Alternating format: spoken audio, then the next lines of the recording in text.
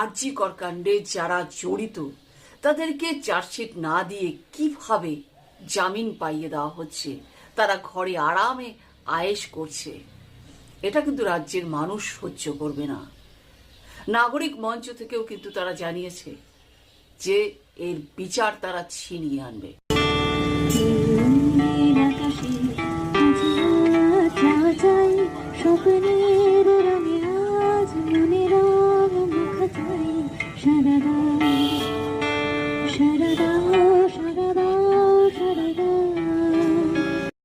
ছিনিয়ে তারা আনবেই আনবে, কারণ যতদিন তারা ন্যায় বিচার পাবে না, অভয়ার জন্য এই বিচার তারা আনতে পারবে না, তাদের কিন্তু এই আন্দোলন, এই প্রতিবাদ চলছে, চলবে। এই আন্দোলন ধীরে ধীরে আরো